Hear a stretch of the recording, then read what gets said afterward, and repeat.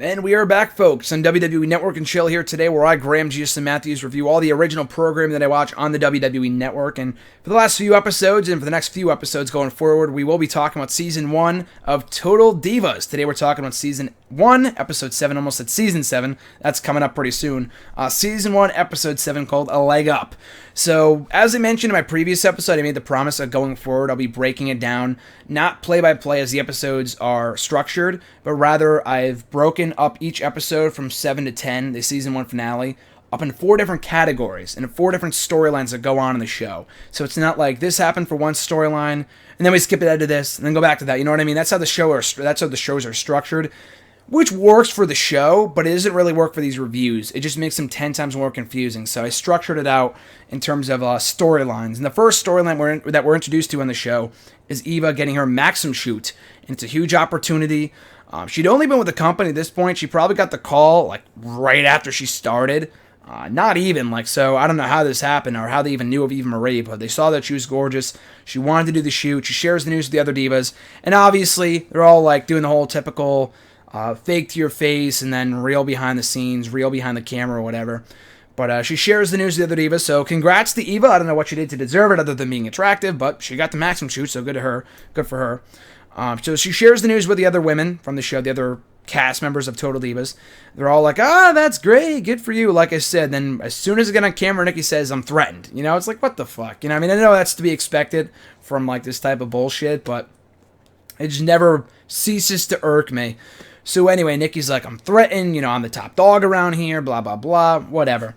So Eva does the shoot, goes very well. She describes the experience as surreal. She goes home, shares the news with JoJo and says, why aren't you happy for me? JoJo's like, yeah, that's great, kind of nonchalantly, not really showing much excitement or investment in the whole thing. And Eva's like, yeah, I did this, that, whatever. Eva's kind of shoving it in her face, and JoJo's saying, I'm happy for you, and Eva doesn't really buy it. And she goes, well, if you're going to continue on with these little kiddie games, I don't really need you. You don't even know how to do your own stuff, whatever. So I think it's not really all JoJo's fault. So here is where I input my own analysis here. JoJo's she is jealous of Eva for getting the Maxim shoe, as she should be. She talks about it later on, not only in this episode, but moving forward when the breaking point occurs later on in the season, towards the end of it, that, it's every woman for herself, and that she needs to look out for herself as well and want to do her own thing, and kind of, as she does, that we later learn that JoJo sings. That's kind of her niche. We'll talk about that later on. But JoJo's jealous, and Eva's like, what a little bitch. She's so mad. Eva's shoving in her face, and she's surprised that JoJo's kind of being cold towards her. It's kind of Eva's fault, too. But anyway, Eva complains to Natalya about it, blah, blah, blah. She can't even cook her own breakfast. She has to rely on me, and she's still going to be a bitch to me regardless. And then she says, what goes around comes around. So again, the whole karma argument from Eva. So that could be said for Eva too. Again, I wouldn't put JoJo completely in the wrong here. JoJo's just doesn't really care to show her excitement. Eva's saying, I could understand, because Eva says that she shows 110% of support for JoJo and everything that she does, but Joe doesn't support her in what Eva does. So I can understand what she's talking about in that respect, but still, I thought it was kind of a bit of a bold line for Eva for no reason. So we get to our second storyline of the show. The Bell Twins talk about how they're happy to be back. Cena and Nikki are leg ups. That's where the pun for this episode comes in. Nikki's getting more flexible. And then an episode of Raw, which I believe it was the episode that I was at in Hartford on June 3rd, 2013, a really good episode of Raw, by the way, Nikki injures her shin. So she tells Brie that she's hurt, but she doesn't want to go to the doctor because she doesn't want to miss any time. They just came back. They're set to be the big stars of this show called Total Divas.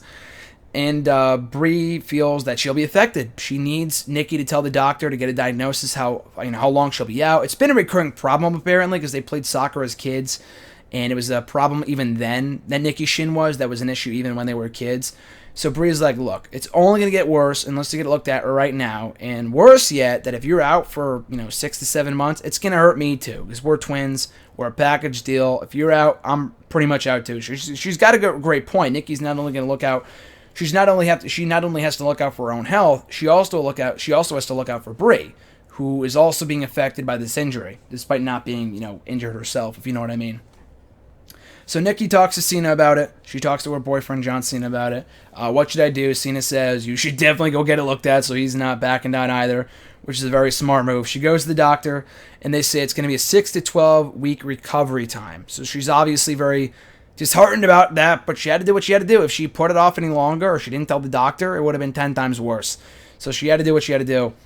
And she's sent home by Corona because she can't work. So again, it's disheartening for her, but if you're hurt, you're hurt. I mean, I know they could put her on the road, and she was on the road for a while. She didn't wrestle for a few months, but she was on TV. But, you know, if she continued to wrestle and didn't tell the doctor, it would have been 10 times worse. She could have been out for as long as she is currently. You know, she's been out for about a year by this point. I'm recording this many months in advance, but she's been out for a while by this point. We get to our next storyline of the show for this episode, episode 7, season 1 of Total Divas. Between Vinny and Ariane, Cameron, whatever. So basically, Vinny's getting on Ariane's nerves, and I think this is after the episode in Vegas. It is after the episode in Vegas, where they had the whole big blow up at the bachelorette party for Tyson Kidd, and Natalya was there, and Vinny was there as well, and kind of acting up, and they had to leave the party because Vinny was acting like a complete douchebag. So Ariane's getting really pissed off at Vinny, and it's really starting to kind of get on her nerves. But Vinny wants his girlfriend to meet his parents, which is a big deal apparently in his country, and apparently will lead to marriage. So apparently wherever he's from, where I forgot, or in his family at the very least, that if you meet his parents, that pretty much equates to marriage. But at the same time, although Vinny is pretty much convinced that she is the one for him, she doesn't know if he's the one for her. So she's still trying to talk it out with the other divas, and they're like, that's a big problem, that if you're going to meet his parents and you still don't know if he's the one for you, despite how long you've been dating for, that's a big problem. You got to work on that now. But Cameron agrees. She's kind of reluctant at first, but she eventually comes around to wanting to meet Vinny's parents, or specifically his dad. They go to visit the dad, and they talk about meetings. They talk about they have a meeting, but they talk about weddings and grandkids. The father kind of brings it up at random, just kind of nonchalantly, and it takes Cameron completely by surprise. So I don't know if Vinny brought this upon, brought upon this conversation by talking to his dad about it earlier on, or whatever the deal was. But Cameron's like, wow, this is moving way too fast for me. So Vinny, in the next shot that we see of the two, brings her to a mystery location to go ring shopping. And by this point, they're moving way too fast for Cameron. And she walks out and says, I can't deal with this right now. There's just so much going on. And they seemingly break up. It's not really officially said, but it seems like they're taking a break. I don't want to spoil anything for the rest of the season, but there is more on this to come, so stay tuned on that front. Then the final storyline of the show for this episode, JoJo, we find out that JoJo can sing, and she's a great singer and wants to sing the national anthem for Raw, kind of like what Lillian Garcia does before every Raw, for WWE, and brings the idea to her good friend Naomi, and Naomi agrees to be a part of it, and she wants to help sing too. So Naomi is not only happy for JoJo, but she also wants to get a piece of that pie, get a piece of that cake, get in on this too. She feels that she's a good singer and wants a piece of this, so they agree to redo the Funkadactyl theme song, and they get the help of Naomi's dad. They go to a recording studio. It's not really good. It takes a long time before they can finally get something down. But they send the tape to Jane, who they're kind of reluctant to send it to because they feel like, we want her behind her back. But Jane likes it. A lot like with the Eva redhead, the red hair thing, where they went behind her back. Apparently Jane likes when you go behind her back and do what is not told of you. But this is kind of to a lesser extent, so it's not really as bad. But Jane likes the tape. She says, we'll give you guys a rundown. We'll give you guys a test run on Main Event by singing the Funkadactyls theme song. It might have been I think Cameron too, as Tongues of Funk, as, Brodus Clay and Tyrus, or what's his name? Not Tyrus. Or Brodus Clay and Sweet Tea came down to the ring. So they're preparing for it, and they run into Vince backstage. And Kevin Dunn, too. You see Kevin Dunn, which is pretty interesting. So they're very, very nervous. They're very nervous about the whole thing. Naomi's sick to add to it all, which doesn't make it any better. It's the performance was not good. Just a total flop.